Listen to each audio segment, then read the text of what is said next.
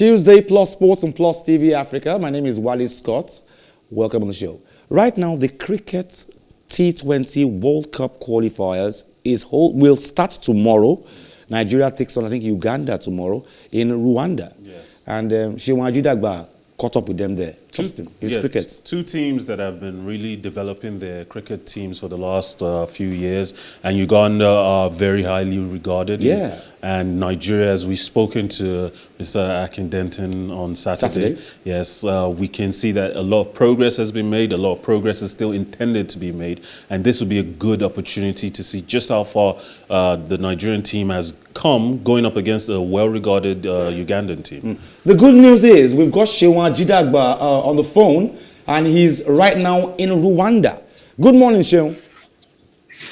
Good morning, Wale Scott. It's a pleasure joining you on Plus Sport on Plus TV Africa, reporting live from Rwanda. Kigali. Okay, now, Seun, hopefully the rains are not falling like it's falling in Nigeria here in Rwanda.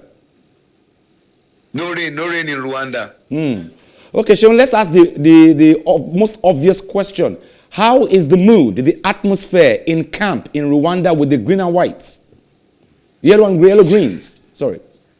Yellow and green, you meant to say, Wale Yes, Scott. yes.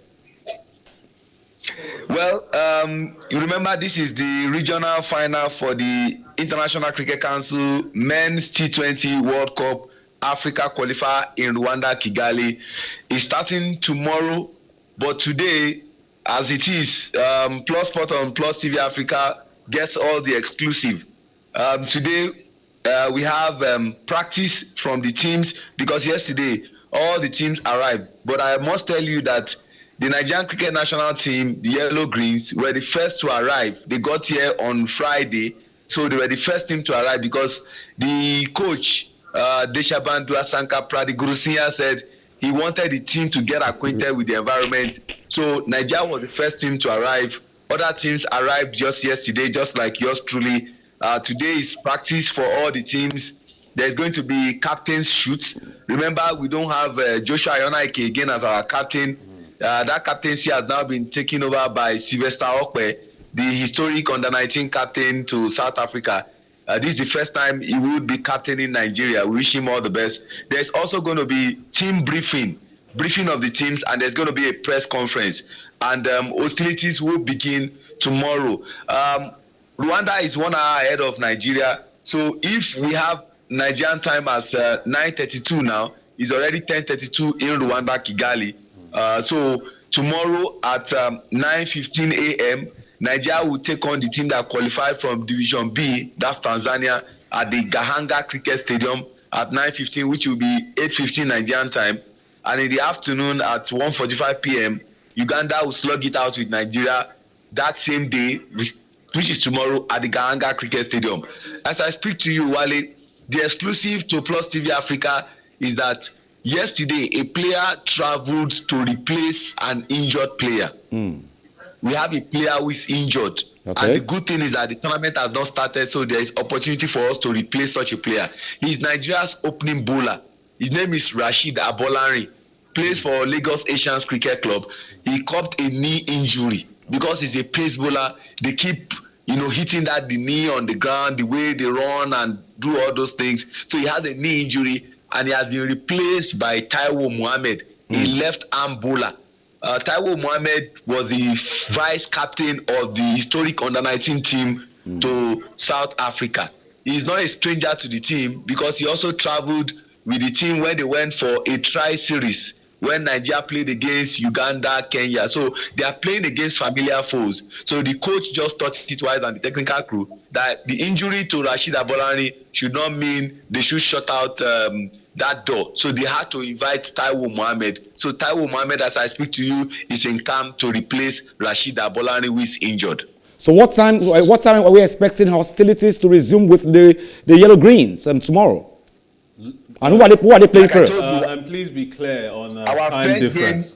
Our first game, Wale, is against Tanzania. That's the team who gained promotion from Division B to the Elite League where we are. And that game is 9:15 a.m. Tanzanian time. which will be 8:15 a.m. Nigerian time, because Rwanda is one ahead of Nigeria. And at that same venue, which is the Gahanga Cricket Stadium, at 1:45 p.m. Rwandan time, Nigeria will be taking on Uganda, which will be some 12:45 p.m. Nigerian time. So we have 2 matches tomorrow. So Seun, we'll probably call you on Thursday morning for you to analyze the 2 matches played on Wednesday, yes? Yes. Well, the good thing is that while the game is going on, I can still fill you in on the latest that is happening in the game. Okay. I'm sure the show will definitely still be on. That'll be very nice. That'll be very nice. Thank you very much for joining us this morning, Seun, all the way from Rwanda, Kigali. Thank you very much for joining us. Thank you. A pleasure, Wale Scott. And I appreciate Plus Sport on Plus TV Africa Channel 48. Thanks to the entire crew, Toby and the likes. Mikhail, I greet you also. Greetings from Rwanda. Thank you. Thank you. Okay, well, greetings from Rwanda. Yes, you didn't even know he was I didn't know. I was telling this one that was yes. Where is Seun? I was like, guess what? Seun was in Rwanda right now. When you're passionate about a sport, you don't let anything hold you back. You're the head of the line, making the way forward. So Seun has promised us, he's the go-to guy in cricket in Nigeria, and he's been very buddy with us on Plus TV Africa. Yes, we really appreciate it. Yeah, and we've gotten all the best of cricket, Nigerian cricket for you all these weeks, and we promise to do more as far as cricket is concerned in Nigeria. We have vowed to promote the sport as best as we can. We absolutely do need to, because this is a sport that is taking over Asia. Yeah. And we all know that the economic power in Asia, the appetite for sport in Asia is so infectious. It's massive. They want to be as big in football, in basketball, in tennis, as we should want to be as big in cricket. True. Now, Omotola is all dressed up in the Nigerian jersey this morning. Have you seen her? Yes. She's all dressed up in the Nigerian Super Eagles jersey, repping Team Super Eagles all the way this morning. Picture in Nigeria. The fact is, you don't always see that level of support until Nigeria, because and from a female too. Yes, from a female. Clearly, she loves the sport. She loves the national team, and she's rooting for them. Omotola Super Eagles, Team Super Eagles all the way this morning. Now, Super Eagles coach Gernot Rohr is aiming to record his 29th win as coach of the team when he leads the 3-time African champions against Cape Verde as they bid to clinch a Qatar 2022 final playoff ticket in Group C on Tuesday. Now, out of the 54 games he has managed, the Eagles, Rohr has won 28, drawn 12 and lost 13 times, garnering 52.83% win ratio. Now, Rohr's side will advance to the knockout round of the World Cup qualifying tournament should they win or draw with the Blue Sharks in Lagos. He will also hope to extend the Eagles' unbeaten run against their visitors. The Eagles have recorded a win and a draw in their last 2 meetings. Nigeria top Group C with 12 points, 2 points more than the closest rivals Cape Verde, who had to come from behind to beat the Central African Republic 2-1 at home last Saturday. 68-year-old also revealed that Al-Shabaab striker Odion Igalo could make his first appearance for the team in the encounter. Now, Odion Igalo just might be making his way after leaving the Super Eagles 2 years ago. However, it took us 2 penalties, 2 defensive blunders to beat Liberia away. So maybe we do need someone to bring the goals on. Gernot Rohr has said that the Cape Verde, the Blue Sharks, are the ones under pressure. That they're the ones who have nothing to lose and everything to gain. If they win, If they win, and we have 2 options. We can either draw and still qualify, and we can But Gernot Rohr said he doesn't want to draw. He doesn't want to draw. He wants a straight win in front of the home crowd too. Yes, we should absolutely want to wrap up the qualification round with a win, especially against a team like Cape Verde. We're in the good position to do it. We're at home, we're in front of our fans, and we've beaten them away before. So all the luck, all the momentum seems to be on our side. But at the same time, we know that this team is capable of great blunder, is capable of great mediocrity. I mean, the last great football match that we've seen this team play under Gernot Rohr was in 2015, November 14th, against Argentina. 2-0 down, and we came back and won that game. It sent the crowd into a raucous uproar. Now, we wish that the team was still playing to that level of fantastic tactical. Unfortunately, they're not. But they're not. But if they can get the job done with Cape Verde, at the very least, we can be happy that, as usual, we're qualifying. We have no reason not to be happy about that. We're not going to win the World Cup, but we want to get as far as we can. Now, in Nigeria, I know a case where the Athletics Federation were sent $150,000 instead of $15,000. And till today, nobody has been able to identify for us which account that money went into. The sports minister only promised us he will pay the money back instrumentally, and we think he's doing that. In Nigeria, the NFF, the Glass House in Abuja, lost $15,000. They claimed they put in a safe. I don't know who keeps that kind of money in a safe these days. When there are banks, you can actually transfer money to anybody from anywhere these days. Why do you need to keep funds in cash in your safe? Whatever the safe was even doing in the Glass House in the first place was lost. We have not found those monies till today. And we have so much corruption in Nigeria and nobody is doing nothing about it. But we'll come and discuss that now. But now, a Kenyan court yesterday granted bail to Nick Mwenwa. He is the president of the Football Kenya Federation. Now, after police had sought his detention for 14 days to allow for an investigation into allegations of corruption. Now, police arrested Mwandua on Friday, the day after the sports ministry announced a caretaker committee would run the federation for 6 months, while authorities investigate allegations of financial irregularities during his tenure. Now, there is concern that the move could have broader implications for Kenyan football. World Football Governing Body FIFA has previously suspended countries, including Kenya, for government interference in the national football body. Mwenwa's bill was set at 4 million Kenyan shillings. That's about $35,000. The FKF, Mohammed said, I had failed to account for all the public funds that have been allocated to it and failed to disclose financial assistance received from other sponsors. Now, police will continue their investigation into the allegations, which they said included allegations of fictitious money transfers and withdrawals, while Mwenwa is out on bail. Neither FIFA nor FKF immediately responded to requests for comments. I read in section 48 of the Anti-Corruption and Economic Crimes Act, so therefore be the interest of justice that FIFA allows the law to take its course. And one would not expect a person holding position of a president for a political association to be confined to custody for 3 days. Now, what they are saying now in Kenya is that FIFA might be angry at this because they are taking him to a regular court and not to CAS, which is the court arranged for sporting events. But this is Kenya's money that has been embezzled. So the Kenyans want an answer and they want it in their courts. The truth is, when the FIFA was investigated, almighty FIFA were investigated by the FBI, the Federal Bureau of Investigation. They're carrying files and files like... Yes, and Sepp Blatter, Michel Platini, these men are facing trials in Switzerland with the Swiss courts. There's no consideration. This is not a military situation where a military person can only be tried while in service in front of a military tribunal.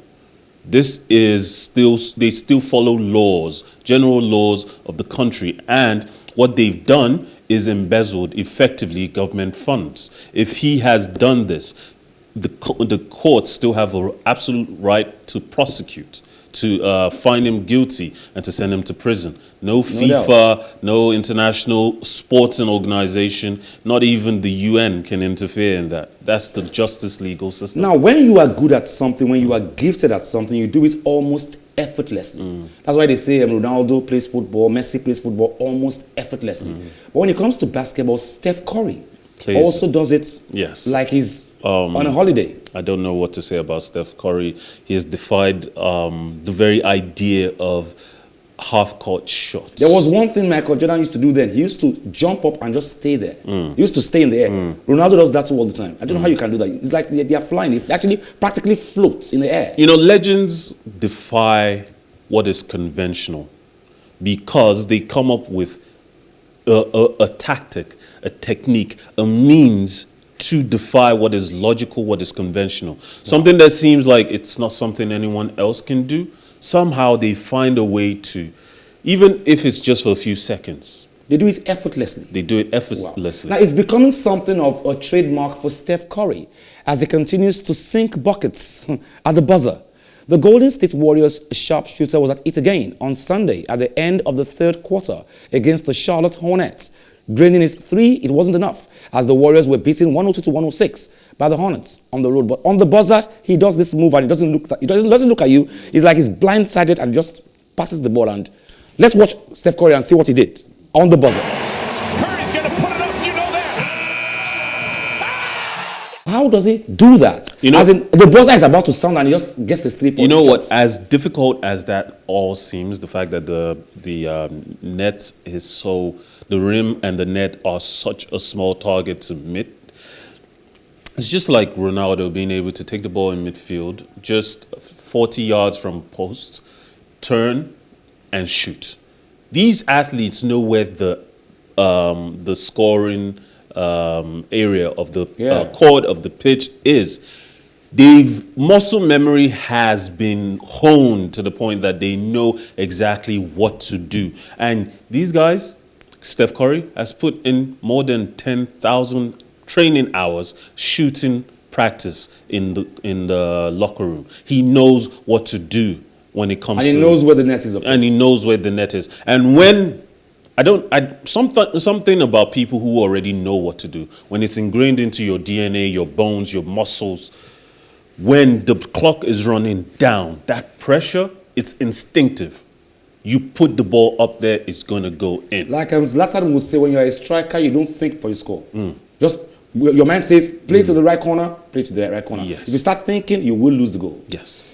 Now he receives Novak Djokovic. Well, I'll go to the story first and then we'll come back. Now Novak Djokovic has received the year-end ATP Tour #1 ranking trophy for a record 7th time. Now after starting his ATP Finals campaign in Turin with a win, the world #1 bettered the mark set by 14 times Grand Slam champion Pete Sampras, who ended the year on top of the rankings from 93 to 98. Earlier, the Serbian began his quest for 6th title at the season-ending ATP Finals with a 7-6, 4-6-2 victory over Norway's Casper Ruud. Now, not many people has accomplished these feats. What he has done, this trophy he received is basically, he was #1 all through the year. Now, it's the 7th time he's receiving the trophy, which means he has remained #1 over a year for 7 different times. Only one man has done that, Pete Sampras. He remained number 1 for 7 years, tennis #1, and he gets a trophy for every year for that one. On the basis of this alone, he's a greater player than Ronaldo or Messi. Yeah. He has more Ballon d'Ors Than everybody else. But it's no joke to say Novak Djokovic doesn't take jokes. He's all about the work ethic. He's all about the game. And the idea of being #1 for a whole year is ridiculous. Yeah. Being #1 for 7 different years, that's outstanding. That's spectacular. That's legendary and forever in the history books. Nobody has done that except for Pete Sampras. Even the almighty Roger Federer, Novak, Rafael Nadal, the almighties, even he has already broken their trophy haul right now. And they're not all retired, and chances are they probably will be back next year. Maybe Nadal will be back next year, Federer maybe the year after. But the fact is, Djokovic is #1 and having broken Sampras' record. Wow. We'll see. Novak Djokovic makes a record and then breaks his own record again. Yes. Well, congratulations, Novak Djokovic. That's all we can take on the show today. We had Seun Ajidagba calling all the way from Kigali, Rwanda, giving us regular feedback and analysis on the ongoing T20 World Cup qualifiers cricket. He'll be on again tomorrow morning to tell us how far it's going. But Nigeria will take on Tanzania tomorrow. So he'll tell us what's happening and how the... I mean, cricket must be incredibly difficult. Nigeria will be playing both Tanzania tomorrow and Uganda. I mean, come on, the workload that... 2 different matches. I mean, they're going to be exhausted. Well, they're very young boys, 19, 18, 20. And that just tells me basketballers are not the hardest working. It's not. Sometimes they play 2 games in 2 days, and we think that's crazy. They have to play 2 matches in 1 day. In 1 day. Thank you very much, Mukail. Thank you very much, Seun Ajidagba. Hopefully, we'll be in touch again tomorrow to give us the rundown of what's happening in cricket in Kigali, Rwanda. Join us same time tomorrow, same station, Plus Sport on Plus TV Africa. My name is Wallace Scott. Like I always advise you at the end of every show, if not for anything, at least for your heart, do some sports.